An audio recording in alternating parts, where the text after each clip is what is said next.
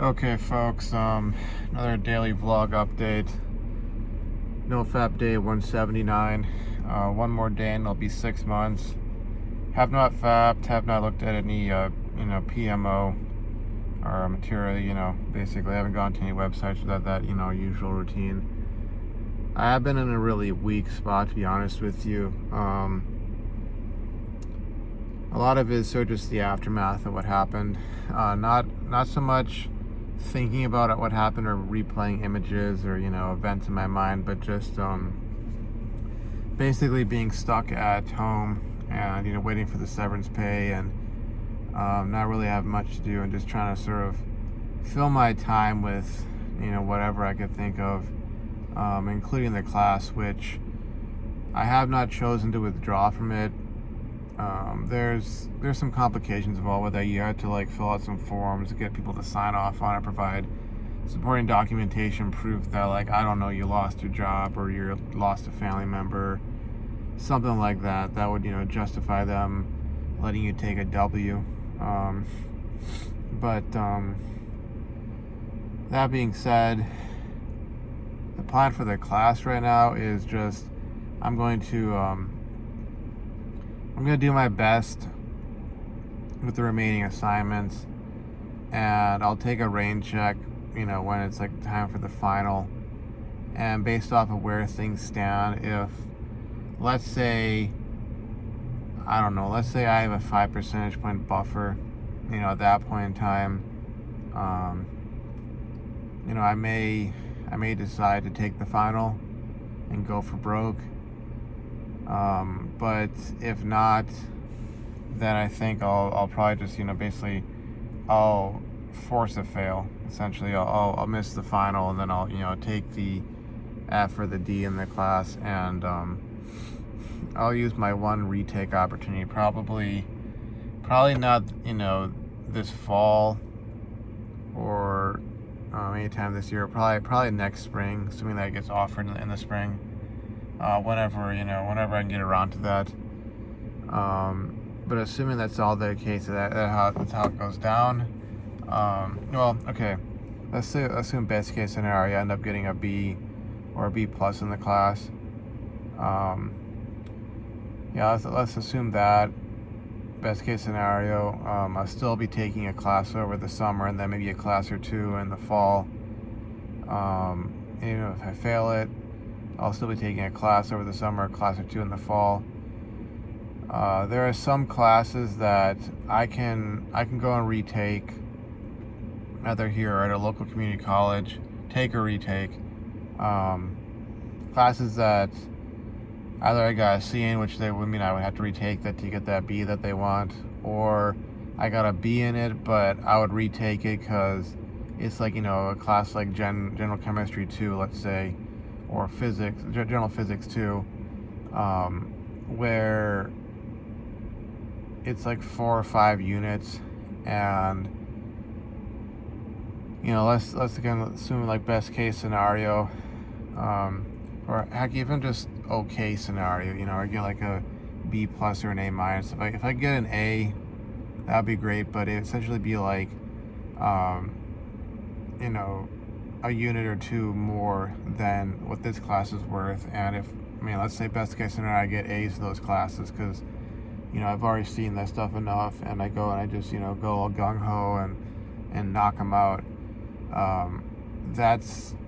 That'll do a significant amount of effect to mitigate having to retake this class. And then of course they do a lot of grade forgiveness for it's up to I think it's up to 16 units if you're doing basically if you're either undergrad or post-bac, and it's one attempt per. But even factoring how they calculate GPA for grad school admissions, meaning they take all your grade points and divide it by your total units attempted, I could still bring the GPA up. And of course there's some classes either I need to again retake because I got a C in it. Some of these I did take at community college before I transferred to the university to complete my bachelor's.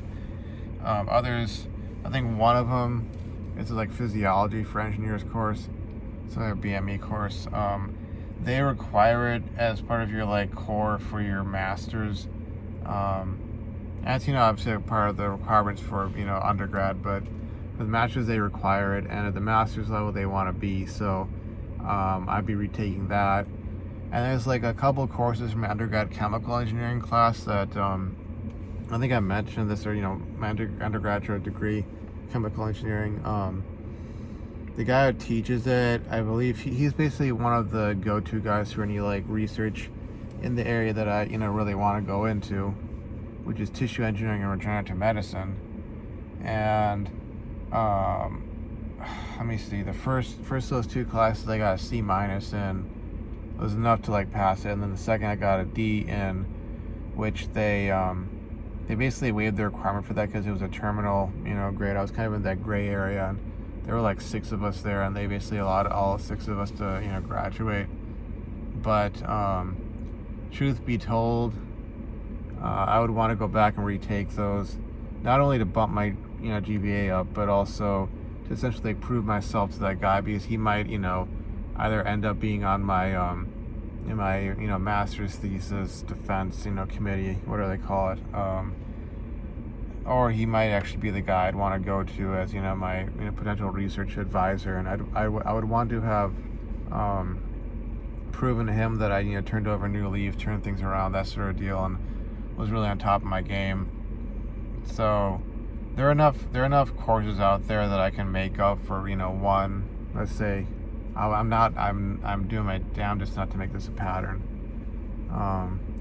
because I honestly, like, there were a lot of extraneous or extenuating circumstances that I can do sort of a comparison night and day versus like when I worked at the other place and I was taking the class and basically like biomedical statistics, design of experiment and all that, versus this time around. And I can say without a doubt that I honestly feel that even if you factor in the fact that when I started the semester I was kind of like weak on my focus and that sort of deal,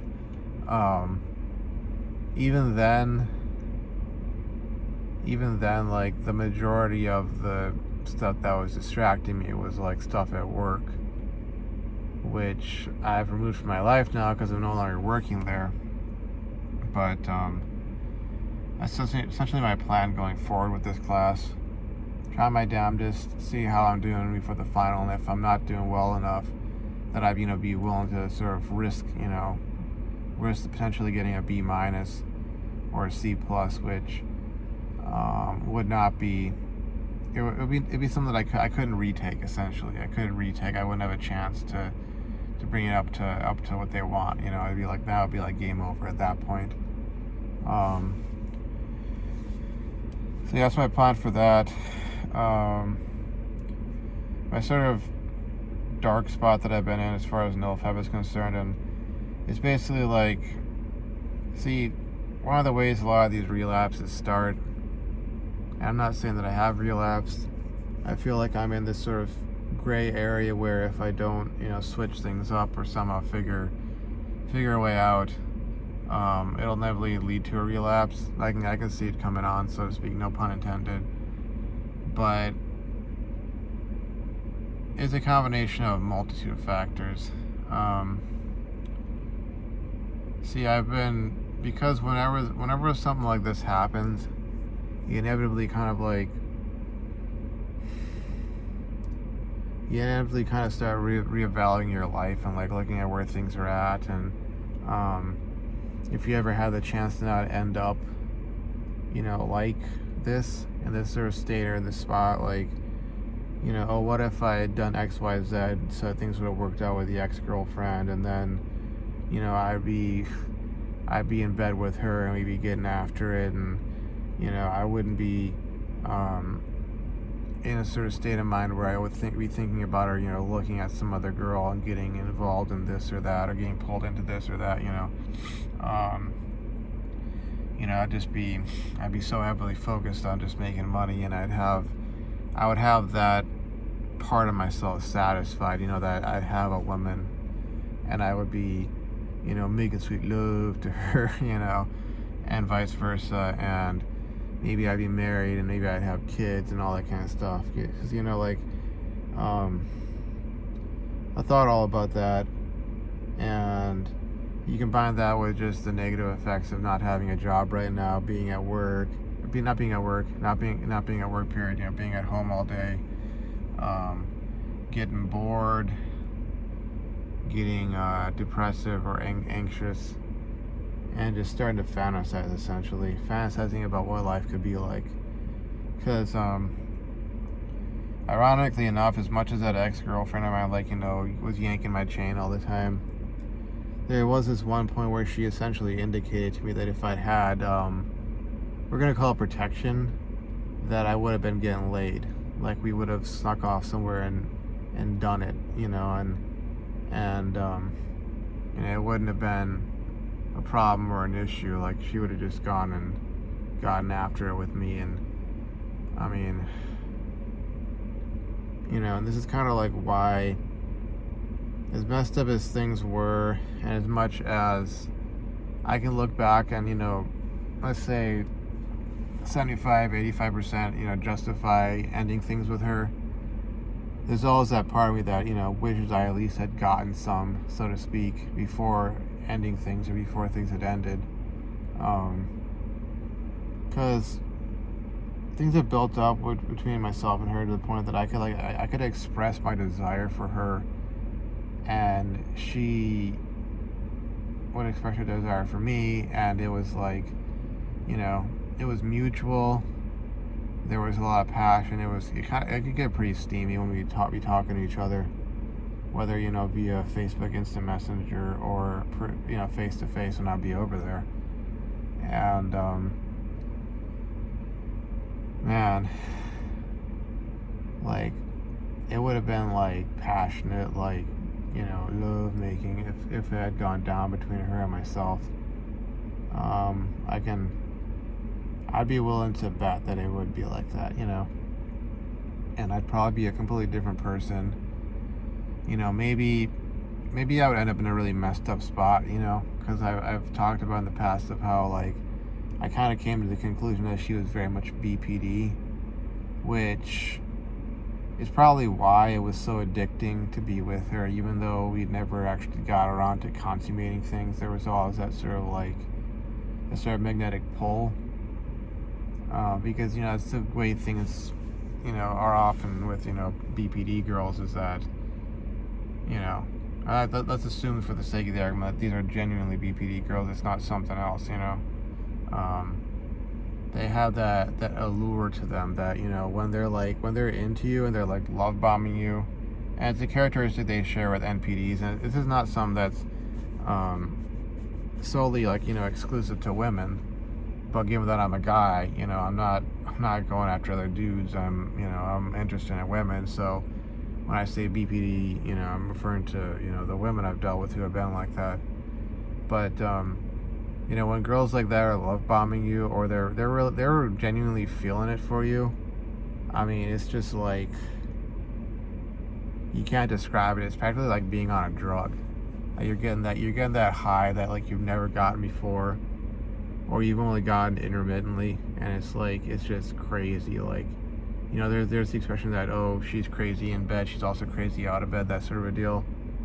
Because with her, it was like, sort of one of the negative manifestations of her desire for me was that she had this extreme jealousy. Like, she wanted to isolate me from the world. And there were days where, like, I loved that feeling of just like, oh man, this woman wants me. Like, she desires me. She wants me all for her own. And oh, she'd say, oh, I want to do this with you and that with you, and, you know, practically, oh, I want to make you, you know, just like the, you know, screaming my name and all that kind of stuff, and, you know, the passionate this and that, you know, like, you'd be like, wow, more please. You know, kind of, you're like, yeah, I'll take all of that, you know. But you know, the downside was of, you know, so much of it was the jealousy, and then it was like, it was almost like she would get to a point where her emotional, like, her lust, her desire, her emotions, her feelings for me would peak, and then it'd be like almost like she would be almost like scared of how much she was into me. So then it'd be like the emotional door slam where she like would cut me off, so to speak,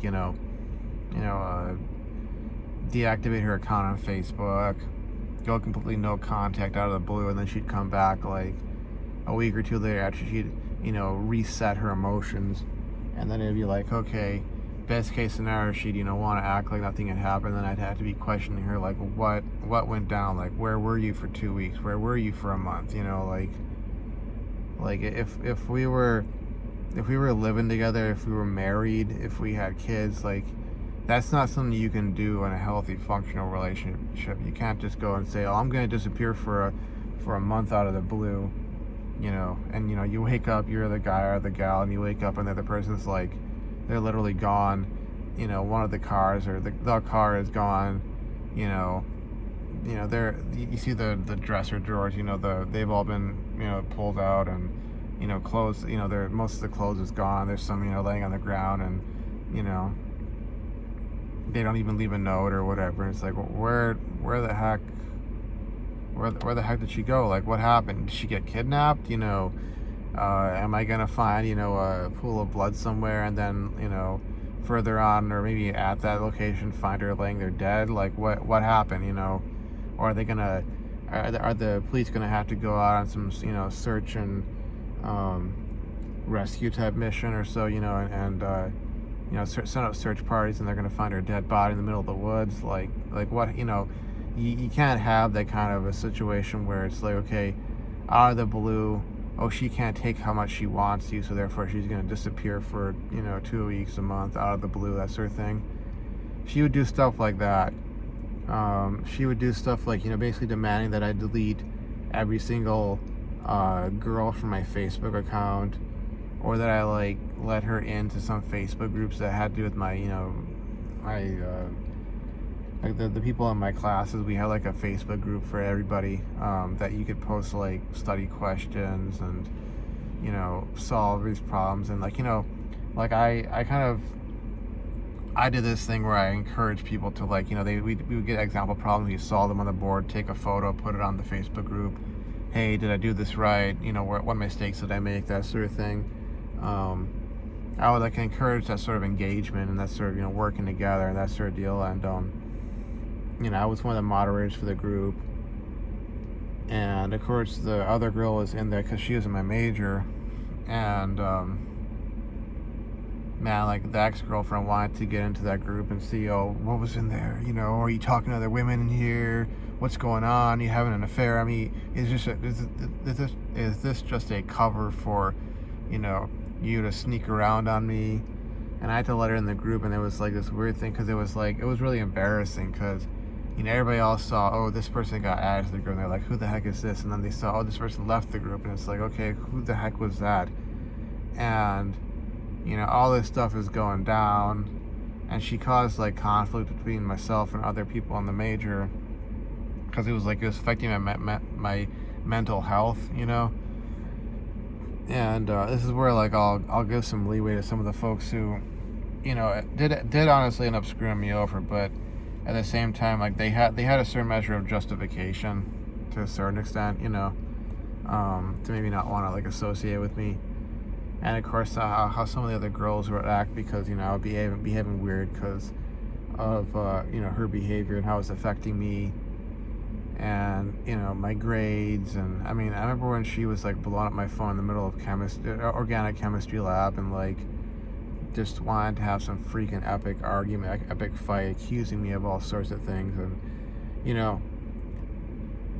even as I think about this, as far as Nofap is concerned, I mean, the stuff that's pulled me back into listening to like binaural beats and essentially like filthy audio recording mixed with binaural beats and that sort of thing, that's it's like a nocturnal emission induction material.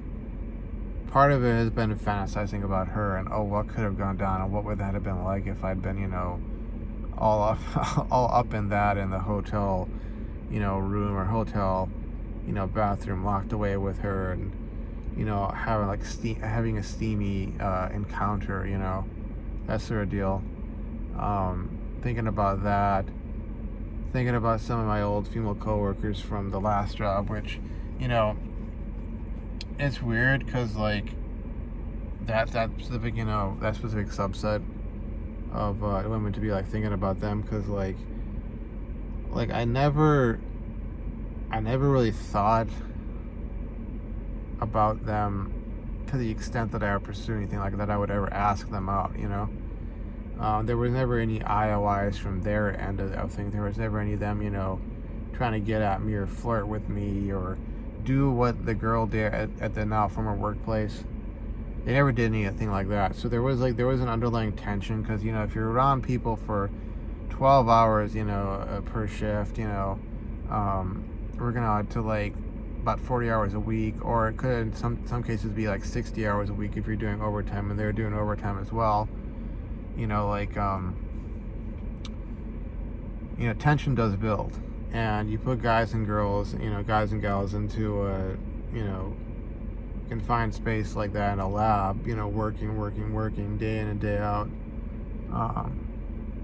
Tension may build, tension may, occur, and sometimes it's just like interpersonal conflict. Like, the irony is, one of the girls that I have ended up like fantasizing about, like, I actually didn't get along with her for the most part. She always had a sort of attitude, and like she was carrying a chip on her shoulder, and just wanting to all sort of like, start something with people, conflict wise, and just, that sort of thing. But I also kind of thought of her as physically attractive, so it's like weird that, like I'd end up, thinking about that sort of stuff. But being in that sort of state where I start, fantasizing and wanting to look up stuff that, okay, it's not technically, pornography or pornographic per se, but if I listen to this and I fall asleep to it, I might just have, a nocturnal emission, which did ironically enough happen like a couple of days ago. I think it was like for like day 177. That did happen, and I had listened to some beats, but it wasn't the overly suggestive stuff. I think I just kind of had a sort of buildup of tension sort of in my system, if you will. Sort of another round of that, as a fallout of what had happened at the not formal workplace. But I haven't had the actual effect this time around, and so it's sort of like, I think, it is kind of like playing with fire and is a bit dangerous. I wouldn't count it as edging, I wouldn't count it as fapping or PMOing, but it's sort of like, it's the kind of stuff that if you do it enough, you're going to end up edging.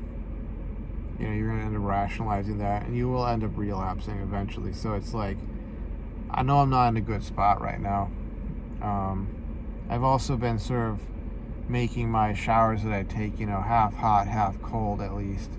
Starting off hot, when I'm like waking up and just getting up, and then turning them to cold at the end, and trying to use sort of the shock of, the cold water to sort of, get myself out of that state of mind. And it does work to a certain extent, but,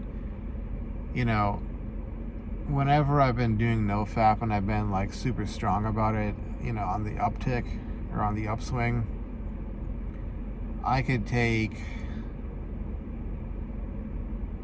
hot showers, I could sleep in, I could, assuming I had the opportunity to sleep in, I could do all this sort of stuff that's, it's like comfortable living, and I wouldn't be in danger of relapse. It was like strange, because a lot of folks who get on Nofap, they're like, oh man, I gotta take, cold showers, 90 days, cold showers, and, I'm gonna sleep on the floor, not even on a mattress, I'm gonna be like, living like a monk, all these, get rid of all these niceties of life. And I'm gonna make myself super uncomfortable. I'm gonna hit the gym, be like lifting weights, and be running, gonna do all this, all this strenuous activity. And for some people that works, but for a lot of people it almost seems like it's like it almost makes a relapse inevitable, because it's kind of like you get to a point where you want to seek out that comfort again. And if you're removing comfort in every other area of your life, like, what is the one thing you can do that'll get you that sort of rush, that kind of rush of comfort and relaxation and pleasure? You're PMOing. And I'm trying to avoid doing that too much, you know, to the point that the only way for me to get out of this state is to, you know, PMO. But service spot I'm in right now, I'm hoping that you know, things do turn around soon, because you know, this is part of like me being a dude, but I need a purpose. I need something to be getting up and going after and chasing that purpose.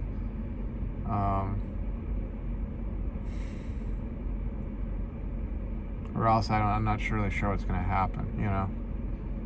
And, you know, it'll be deeper than just, you know, a relapse to PMO, which that would be like the start of it. That's what I'm trying to steer clear of. You know, get through to tomorrow, I'll be 6 months. Talk about all this sort of stuff.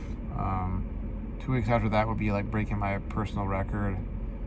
And if I can, plan is to get on through another 3 months and then, you know, to a year.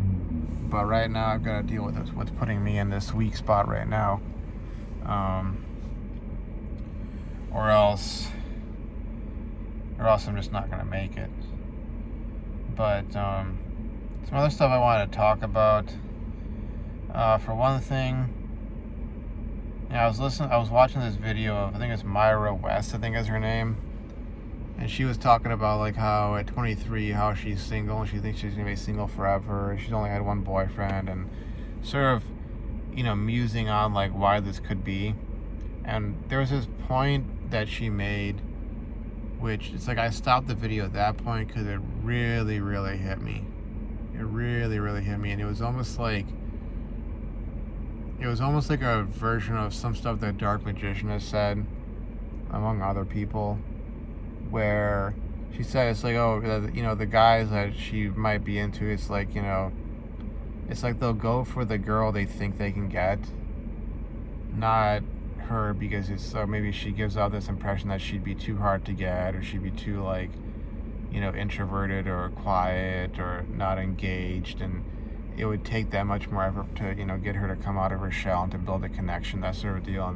And she's, you know, she at least says that she's you know, more of like looking for something really committed, not one of those, you know, I want to go out on a, you know, day and then, you know, mac out or hook up.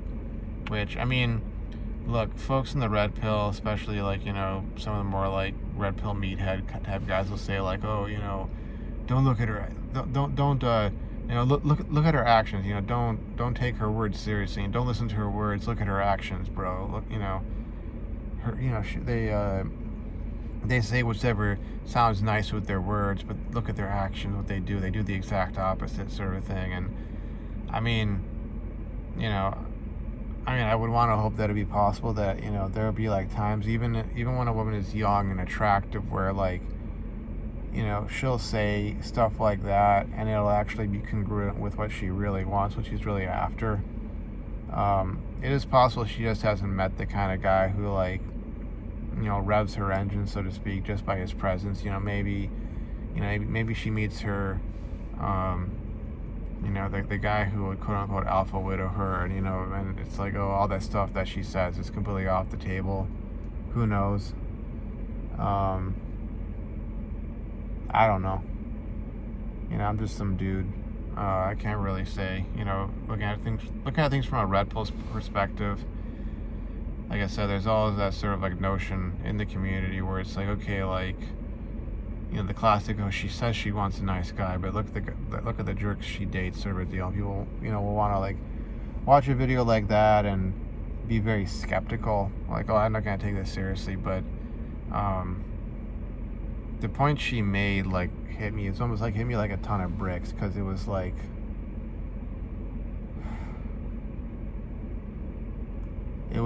that's so much of what I've seen with girls. You know, though, like she'll say, oh, the guys, they go for the girls they think they can get. Well, you know, I've seen the girls go for the guys they think they can get, and it hit me like a ton of bricks to hear that from a girl, you know, especially a girl who, like, I mean, you know, from what I can see of her, you know, from the video of her face, like, I consider her very attractive. And it's like ironic that, I would like the quiet, introverted, type of girl who, could just sit there with me and watch the sunrise or whatever, and you could just enjoy each other's company. You wouldn't have to like do anything, And maybe if sparks flew, then okay, yeah, something would go down, that sort of thing, in that sort of sense. But yeah, that was so much of it, because it was like,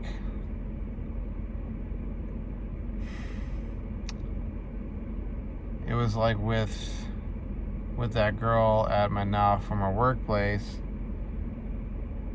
there were some faux pas on my part, stuff that I could have just shut up about and not talked about.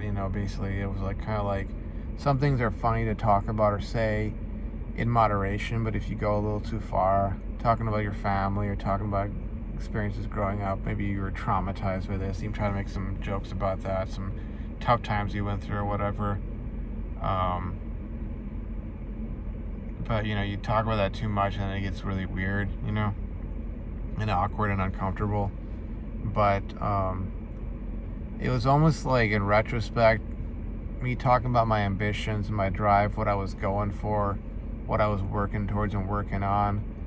It was almost like if you're that guy who has that purpose and that mission already formulated, it's almost like the girl will view that as competition, and then it's like, oh, I'd have to do all this extra work to get him to, do what I would want him to do, or, be like wrapped around my finger or under my control. And, it's kind of like, if you're that guy who comes off as if you already have your life sort of formulated and where you want to go and what you want to do, it's like you'll get rejected for that reason. And she might not come out and say, I'm rejecting you, but you can tell from her body language, her tone of voice, her lack of interest in you after a certain point.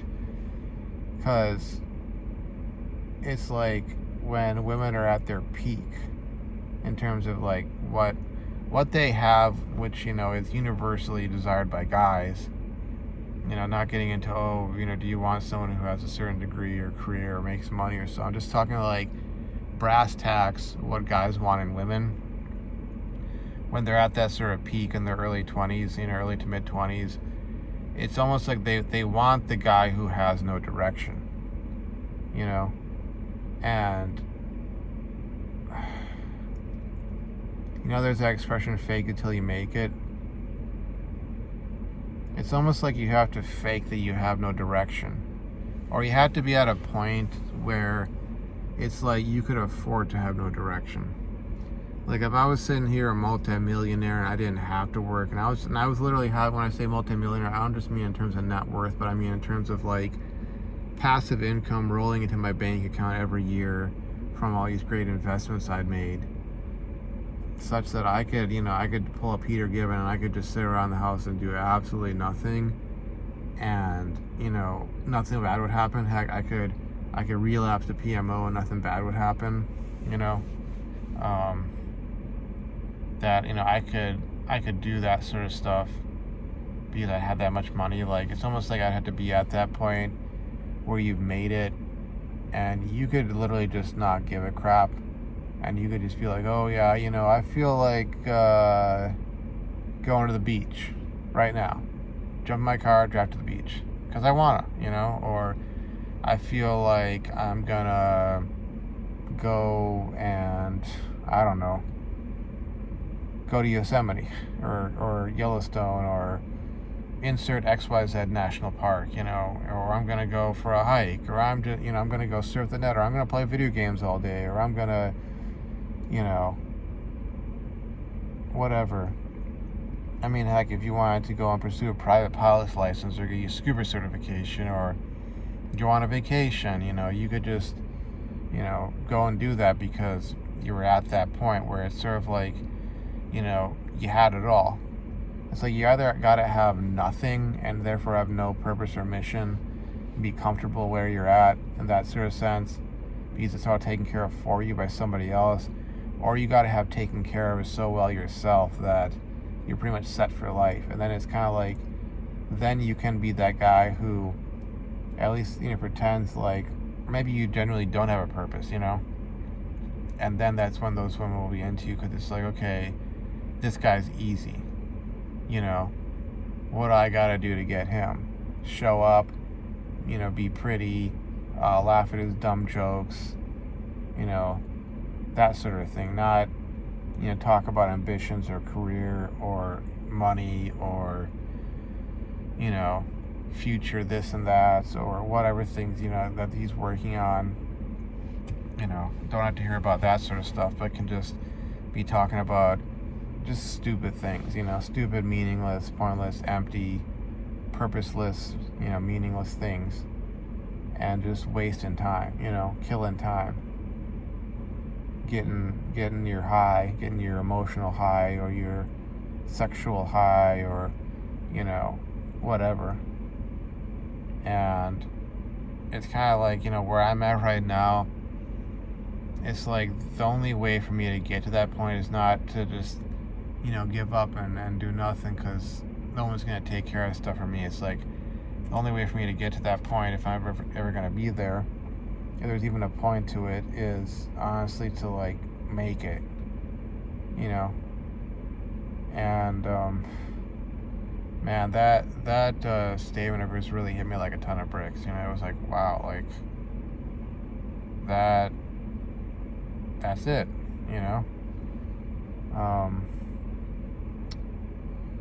but yeah, what else? Oh, a couple other things. I think that definitely the people who rent me my room are kind of getting a bit intrusive in their questioning, and they're kind of onto the fact that I don't have a job right now. Though I will have the money to pay for rent, that sort of deal. But like, it's always this thing in life where like being surrounded by people who they care and they're nice and all that, until or unless they think that they can't get something from you, whether it's money or time or attention or whatever, and having to sort of keep everything on the down low so that nobody really figures out, until or unless I have another job. And then, okay, I can be talking about, work or whatever. But they're not the kind of people that I would really hang around with or hang out with. They're an old retired couple, and my only dealings with them really are when I pay my rent or if something does go wrong, typically. Like something breaks or whatever in the house, and it's like, okay, yeah, you're going to be hearing from them, whether you did it or it's just something that happened, or it's like, whatever, some sort of event occurs that would, cause them to have to be interacting with you. But there's that, and there's the fact that I've been in contact with the old boss, and I was kind of joking around with him about some stuff, and he was like asking me if I'd already left, this not from our workplace. And I mean, there's no way to really beat around the bush. I just said, yeah, I've already left. But then I asked him in the text, like, okay, will this affect my chances of going back to this, the place that he's working at, that I was working at before this last place. Haven't got any response on that, but in many ways, I just kind of want a stable job in the biotech industry, and have it be the kind of work I'm learning things and I'm growing, but I'm also getting that steady paycheck that will allow me to pay for these classes, pay for these certifications, essentially build myself up. Oh, and take care of my freaking debt and my finances, so that I can just kind of get to that point, ASAP. Because yeah, it's sort of like that's where I'm at. I just need to keep the lights on and be paying off my debt, building up my finances, and knocking down these classes and certifications to the extent that I can finally make that leap into an actual like automation engineer or process dev engineer position. So, and I would like to end this on a positive note. So I've been sticking with my diet for the past like 2.5 weeks, and I weighed myself this morning, and if I remember correctly, my weight back when I started, it was like 205.4 pounds, and I'm now down to 201, right on the dot, 201.0 pounds. So that's about almost 4.5 pounds lost. Today's not like the official weight day, but I was just feeling like doing that.